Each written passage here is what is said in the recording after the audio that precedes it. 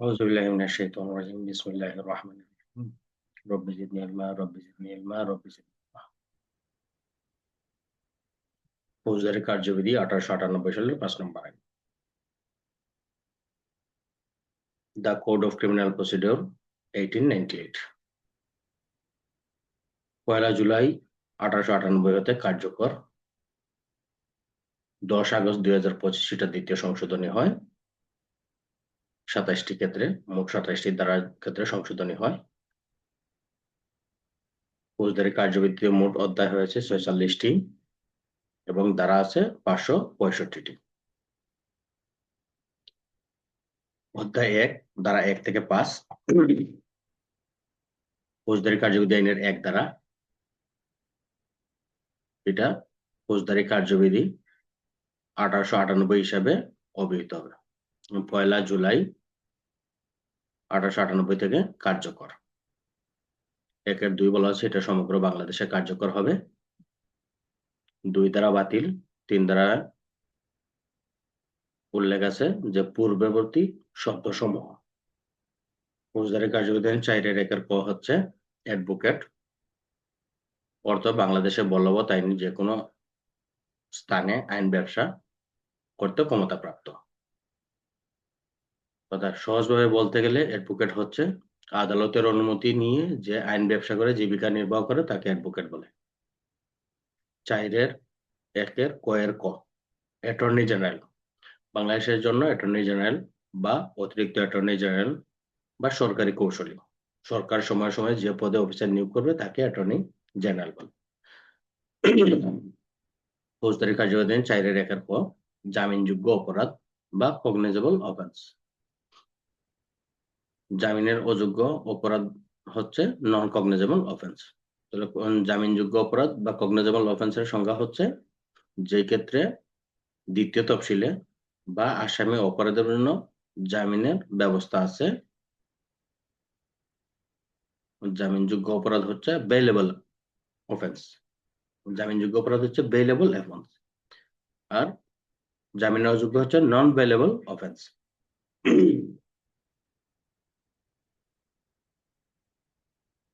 ফৌজদারি কার্যবিধির দ্বিতীয় তফসিলে যে ক্ষেত্রে জামিনের ব্যবস্থা দেওয়া হয়েছে তাকে জামিনযোগ্য অপরাধ বলে আর যে ক্ষেত্রে জামিনের ব্যবস্থা নাই তাকে জামিনের অযোগ্য অপরাধ বলে বা নন বেলেবল অফেন্স বলে ফৌজদারি কার্যবিধি 4-1 গ হচ্ছে অভিযোগ বা কমপ্লেন্ট অর্থাৎ কমপ্লেন্ট হচ্ছে পুলিশ অফিসারের নিকট যে লিখিত আবেদনটা করা হয় পুলিশ অফিসারের নিকট যে লিখিত অভিযোগটা প্রতিকার পাওয়ার জন্য লিখিত আবেদনটা করা হয় তাকে অভিযোগ বলে আর যদি সেটা ম্যাজিস্ট্রেটের নিকট হয় তাহলে সেটা হবে নালিশ তাহলে ফৌজদারি কার্যবিধি 4-1 গ হচ্ছে অভিযোগ যেটা পুলিশ অফিসারের নিকট প্রতিকার পাওয়ার জন্য আবেদন করা হয় সেটি হচ্ছে অভিযোগ ফৌজদারি কার্যবিধি 4-1 হচ্ছে রাষ্ট্রীয় করণিক অর্থাৎ প্রধান বিচারপতি কর্তৃক নিযুক্ত অফিসার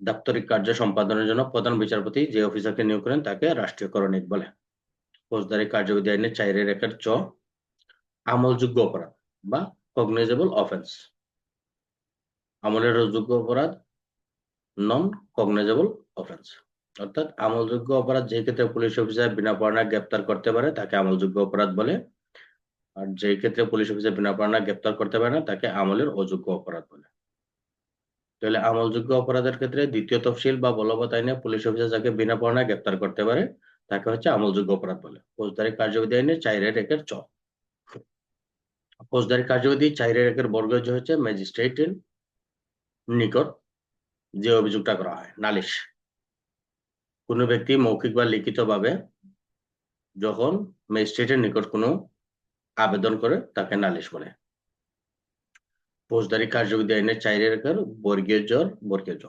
দায়রা আদালত মহানগরী দায়রা আদালত বোঝায় ফৌজদারি কার্যবিধি আইনের 4-1 ইয় দ্বারা হচ্ছে হাইকোর্ট বিভাগ অর্থাৎ আপিল বিভাগের বা রিভিশনের জন্য হাইকোর্ট বিভাগ কোন স্থানীয় এলাকার ফৌজদারি আপিল অথবা রিভিশনের জন্য হাইকোর্ট বিভাগ সেটি বোঝানো হয়েছে ফৌজদারি কার্যবিধি আইনের 4-1 ট হচ্ছে অনুসন্ধান বা ইনকোয়ারি অনুসন্ধান হচ্ছে ম্যাজিস্ট্রেট বা আদালত কর্তৃক পরিচালিত বিচার ব্যতীত সকল কার্যক্রমকে অনুসন্ধান বা ইনকোয়ারি বলে। পিআরবি 613 বিধি।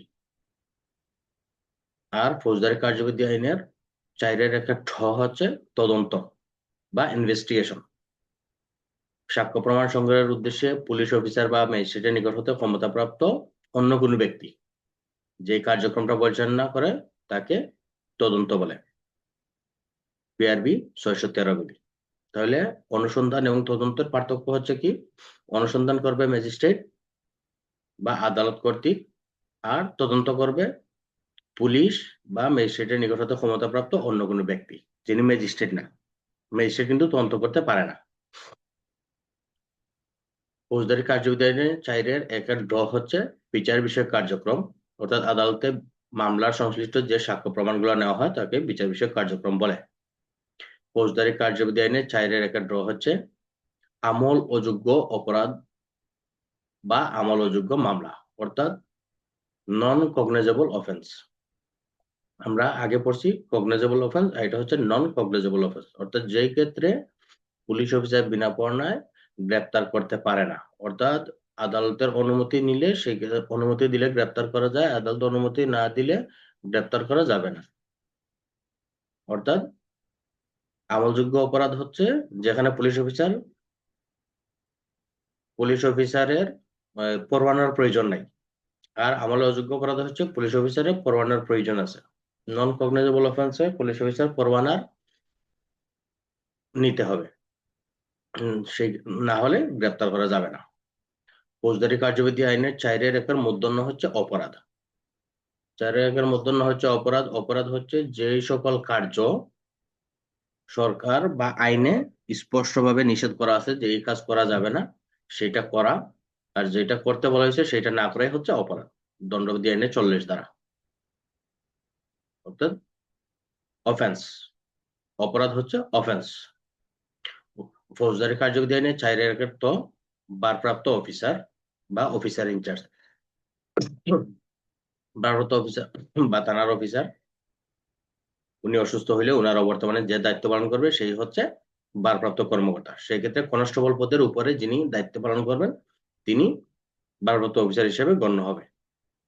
ফৌজদারি কার্যবিধি 4-1 হচ্ছে স্থান বা প্লেস। স্থান বলতে বাড়ি, ইমারত, তাঁবু বা নৌযানকে বোঝানো হয়েছে। ফৌজদারি কার্যবিধি আইনের 4-1 হচ্ছে থানা। থানা বা পুলিশ স্টেশন। পুলিশ স্টেশন হচ্ছে আইন শৃঙ্খলা রক্ষা করার জন্য সরকার একটা বিশেষ স্থান বা কেন্দ্রকে থানা হিসেবে ঘোষণা করে, সেই ঘোষণাকৃত স্থানকে থানা হিসেবে ব্যবহার করা হয়। তো থানা বলতে একটা নির্দিষ্ট স্থান বা এরিয়াকে বোঝায়। ফৌজদারি কার্যবিধি আইনের 4-1 দন্তন্য হচ্ছে পাবলিক প্রসিকিউটর। পাবলিক প্রসিকিউটর হচ্ছে কি পিপি।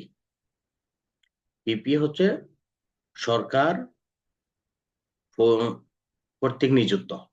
সরকার কোনো ব্যক্তিকে 400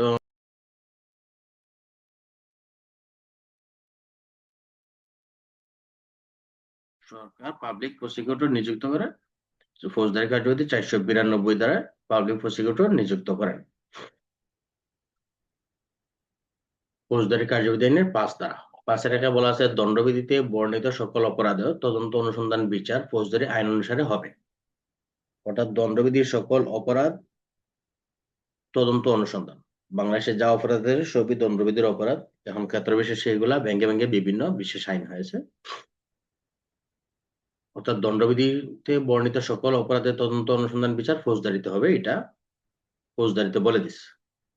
আবার ফৌজদারি কার্যবিধি আইনের 5-2 বলা আছে অন্য কোনো আইনে বর্ণিত সকল অপরাধের তদন্ত বিচার অনুসন্ধান যদি নির্দিষ্ট আইনে বা বিশেষ আইনে যদি থাকে সেই ক্ষেত্রে ফৌজদারি আইন তাকে প্রভাবিত করবে না বা বাধাগ্রস্ত করবে না, এটা বলা আছে 2। দ্বিতীয় অধ্যায় হচ্ছে 6-27 পর্যন্ত। তাহলে এখন আমরা প্রথম অধ্যায় শেষ করলাম 1-5, তার মধ্যে আছে সংজ্ঞা এবং পরিচিতি। আর দ্বিতীয় অধ্যায় হচ্ছে ফৌজদারি আদালতের শ্রেণী 6-27। 6 ধারা বলা হচ্ছে ফৌজদারি আদালত 2 রকমের আদালত আছে, দায়রা আদালত এবং ম্যাজিস্ট্রেট আদালত। দুইয়ে বলছে আবার, 6-এর 2-এ বলছে ম্যাজিস্ট্রেট আদালত আবার দুই প্রকার: জুডিশিয়াল ম্যাজিস্ট্রেট আদালত বা এক্সিকিউটিভ বা নির্বাহী ম্যাজিস্ট্রেট। 3-এ আছে জুডিশিয়ারি ম্যাজিস্ট্রেট আবার 4 রকমের হবে: মেট্রোপলিটন এলাকার চিফ মেট্রোপলিটন ম্যাজিস্ট্রেট বা অন্যান্য এলাকা হলে চিফ জুডিশিয়াল ম্যাজিস্ট্রেট। খতে বলা আছে প্রথম শ্রেণী ম্যাজিস্ট্রেট, মেট্রোপলিটন এলাকায় হইলে মেট্রোপলিটন ম্যাজিস্ট্রেট। গতে বলা আছে দ্বিতীয় শ্রেণী ম্যাজিস্ট্রেট, আর ঘতে আছে তৃতীয় শ্রেণী ম্যাজিস্ট্রেট। তাহলে ম্যাজিস্ট্রেট হচ্ছে আদালতের শ্রেণী হচ্ছে দুইটা: দায়রা আদালত এবং নির্বাহী ম্যাজিস্ট্রেট আদালত। ম্যাজিস্ট্রেট আদালত আবার দুই প্রকার: বিচারিক ম্যাজিস্ট্রেট বা নির্বাহী ম্যাজিস্ট্রেট।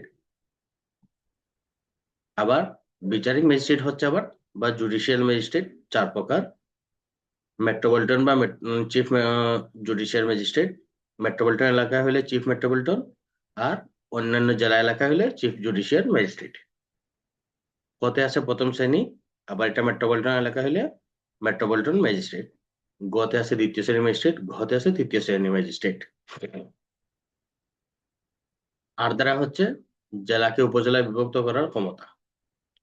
সরকার জেলাকে একাধিক জেলায় বিভক্ত বা গেজেট প্রকাশের মাধ্যমে তার সীমানা নির্ধারণ, পরিবর্তন বা একাধিক উপজেলাকে একটি বা একাধিক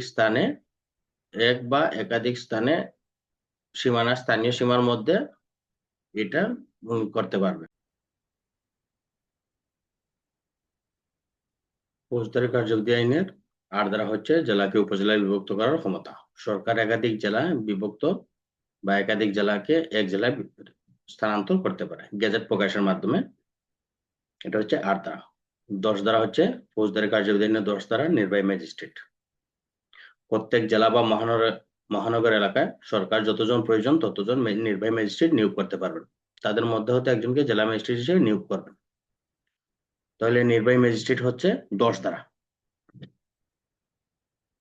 সরকার কি করবে? জেলা বা মহানগর এলাকায় যতজন প্রয়োজন ততজনকে নিয়োগ দিবে, তার মধ্যে থেকে একজনকে জেলা ম্যাজিস্ট্রেটের দায়িত্ব দিবে। 10-এর 2-এ বলা হয়েছে নির্বাহী ম্যাজিস্ট্রেট অতিরিক্ত ম্যাজিস্ট্রেট হিসেবে নিযুক্ত হবেন।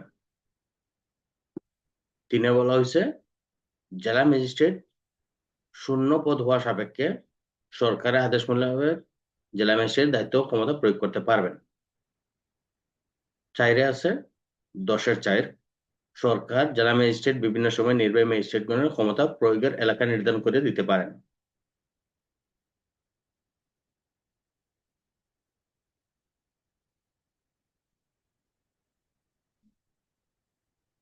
বন্ধু ক্লাসে। আচ্ছা বন্ধু।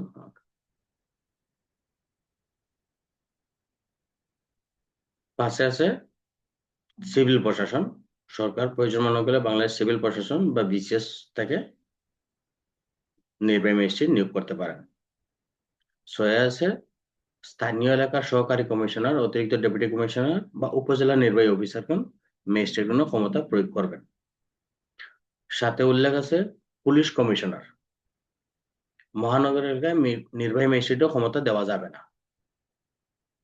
পুলিশ কমিশনারকে মহানগর এলাকায় নির্বাহী ম্যাজিস্ট্রেটের ক্ষমতা দেওয়া যাবে না, তবে পুলিশ আইন ও পুলিশ প্রবিধান মতে পারবেন।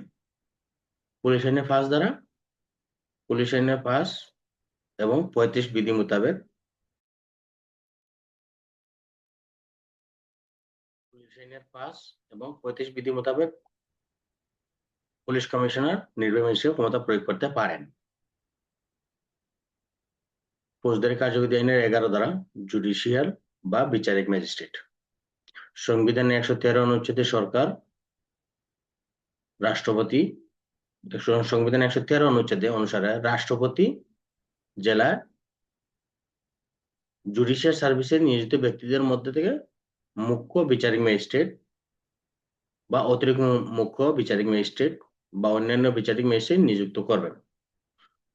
অর্থাৎ বিচারিক ম্যাজিস্ট্রেট নিয়োগ করার ক্ষমতা হচ্ছে রাষ্ট্রপতির। অতিরিক্ত 2-এ বলা হয়েছে অতিরিক্ত মুখ্য বিচারিক ম্যাজিস্ট্রেট সরকারের নির্দেশনা বা আইন অনুসারে মুখ্য বিচারিক ম্যাজিস্ট্রেটের ক্ষমতা প্রাপ্ত হবেন। অতিরিক্ত মুখ্য বিচারিক ম্যাজিস্ট্রেট সরকারের নির্দেশনা বা আইন অনুসারে, অর্থাৎ আইনের বাইরে কেউ ক্ষমতা প্রয়োগ করতে পারবে না। 11-3 হচ্ছে সরকার কিংবা হাইকোর্টের সাথে পরামর্শ করে বিচারিক ম্যাজিস্ট্রেট এলাকা নির্ধারণ করে দিতে পারেন এবং সেই এলাকার ক্ষমতা প্রয়োগ করতে পারবেন বিশেষ ক্ষেত্রে এখতিয়ার ও জেলায় হবে। অর্থাৎ যেই এলাকার জন্য তাকে ক্ষমতা দেওয়া হবে বা সরকার বা হাইকোর্টের সাথে কথা বলে যেই এলাকা দিবে সেই এলাকার জন্য উনি বিচারিক ম্যাজিস্ট্রেট ক্ষমতা প্রয়োগ করতে পারবেন। অর্থাৎ আপনাকে যে এলাকা দেওয়া হবে সেই এলাকায় উনি ক্ষমতা প্রয়োগ করতে পারবেন। 4 হচ্ছে সরকার হাইকোর্ট বিভাগের সাথে পরামর্শ করে নির্বাহী ম্যাজিস্ট্রেটকেও দায়িত্ব দিতে পারেন।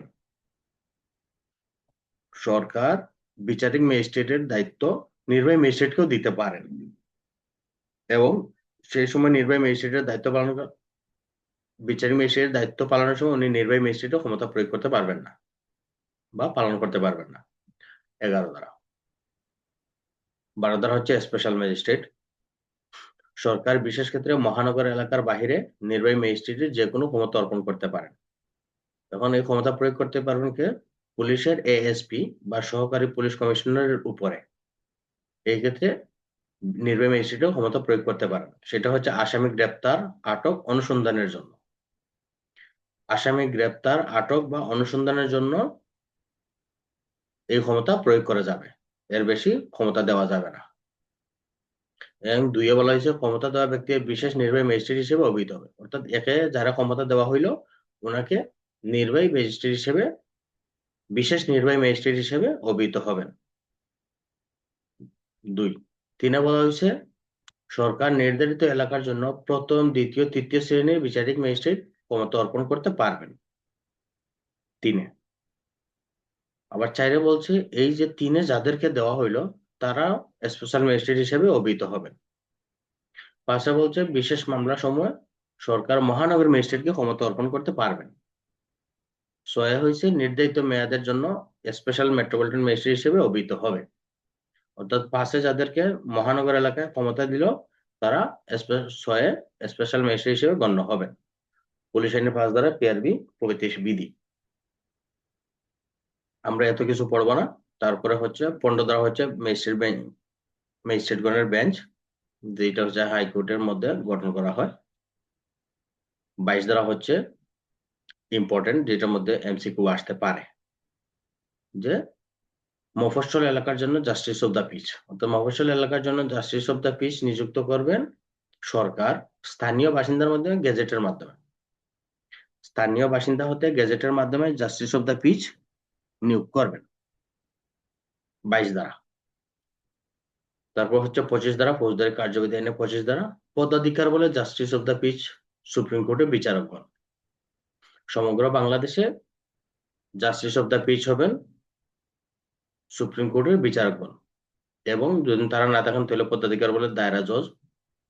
আর যদি দায়রা জজ না থাকেন তাহলে মুখ্য বিচারিক ম্যাজিস্ট্রেট, আর উনি না থাকলে মেট্রোপলিটন ম্যাজিস্ট্রেটগণ পদাধিকার বলে তাদের এলাকার ভিতরে জাস্টিস অফ দ্য পিস হবেন। 3য় অধ্যায় 28 হতে 41 দ্বারা আদালতের ক্ষমতা সম্পর্কিত। এর মধ্যে আমরা শেষ করলাম প্রথম এবং দ্বিতীয় অধ্যায়। প্রথম অধ্যায় হচ্ছে ফৌজদারি কার্যবিধি 1 থেকে 5, দ্বিতীয় অধ্যায় হচ্ছে 6 থেকে 27 পর্যন্ত। এর মধ্যে আমরা পড়লাম হচ্ছে 6 দ্বারা, 8 দ্বারা, 10 দ্বারা, 12 দ্বারা এবং 22 এবং 25। তৃতীয় অধ্যায় হচ্ছে ফৌজদারি কার্যবিধি আইনের 28 থেকে 41 দ্বারা আদালতের ক্ষমতা সম্পর্কিত। 29 দ্বারা হচ্ছে কিশোরদের ক্ষেত্রে এখতিয়ার, মৃত্যুদণ্ড, যাবজ্জীবন কারাদণ্ড, 15 বছর কম বয়স্ক তরুণদের শিশু আদালতে বিচার করবেন। 29 গতে হয়েছে যে সকল অপরাধ মৃত্যুদণ্ডের দণ্ডনীয় নয় সেইগুলা মুখ্য বিচারিক ম্যাজিস্ট্রেট, অতিরিক্ত মুখ্য বিচারিক ম্যাজিস্ট্রেটগণ মৃত্যুদণ্ড অপরাধের বিচার ব্যতীত সকল অপরাধের ক্ষমতা অর্পণ করতে পারবেন। মহানগর ম্যাজিস্ট্রেট মৃত্যুদণ্ড, যাবজ্জীবন কারাদণ্ড, 10 বছরের কম অপরাধের বিচার করিবার ক্ষমতা প্রথম শ্রেণীর ম্যাজিস্ট্রেটকে অর্পণ করতে পারবেন। ফৌজদারি কার্যবিধি আইনের 32 ধারা হচ্ছে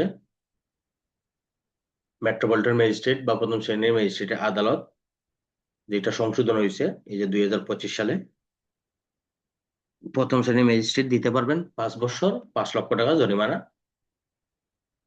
দ্বিতীয় শ্রেণীর ম্যাজিস্ট্রেট দিতে পারবেন নিঃসঙ্গ অবরোধ সহ আর কি, নিঃসঙ্গ অবরোধ সহ 5 বছর 5 লক্ষ টাকা জরিমানা। আর দ্বিতীয় শ্রেণীর ম্যাজিস্ট্রেট নিঃসঙ্গ অবরোধ সহ 3 বছর 3 লক্ষ টাকা জরিমানা। তৃতীয় শ্রেণীর ম্যাজিস্ট্রেট অনধিক 2 বছর এবং 2 লক্ষ টাকা জরিমানা। যে কোনো আদালত কারাদণ্ড বা অর্থদণ্ড উভয়টাই দিতে পারবেন। ফৌজদারি কার্যবিধি আইনে 35-এর ক দ্বারা দণ্ডপ্রাপ্ত ব্যক্তি জেল হাজতে থাকলে সেক্ষেত্রে কারাদণ্ডের মেয়াদ বাদ যাবে। এখন মৃত্যুদণ্ড ব্যতীত অন্য অপরাধের দোষী সাব্যস্ত হলে জেল হাজতে থাকাকালীন সময় প্রাপ্ত দণ্ড অর্থাৎ বাদ যাবে। অর্থাৎ একজন লোক দেখা গেছে যে সে 10 বছর আদালতে আছে, এরপরে তার রায় হয়েছে 12 বছর, যে তার দণ্ড হচ্ছে 12 বছর। সেই ক্ষেত্রে সে তার এই 10 বছর বাদ যাবে এবং 2 বছর সে জেল কাটবে। আবার 2-এ বলা হয়েছে যে কারাদণ্ড যদি জেল হাজতে থাকাকালীন সময় কম হয়, অর্থাৎ সে জেলে আছে 3 বছর, তার রায় হয়েছে, তার মামলার রায় দিছে হচ্ছে 2 বছর বা 3 বছর 2 মাস, কিন্তু 3 বছর যেহেতু সে হয়ে গেছে, সাথে সাথে তারা মুক্তি দিয়ে দিতে হবে, কারণ এই সময়টা তার বাদ যাবে। তার শাস্তি দিয়েছেন আপনি আড়াই আড়াই বছর বা 30 মাস, সেই ক্ষেত্রে তার এটা সাথে সাথে বাদ যাবে। আজকের মতো এখানেই, ভালো থাকবেন, আসসালামু আলাইকুম।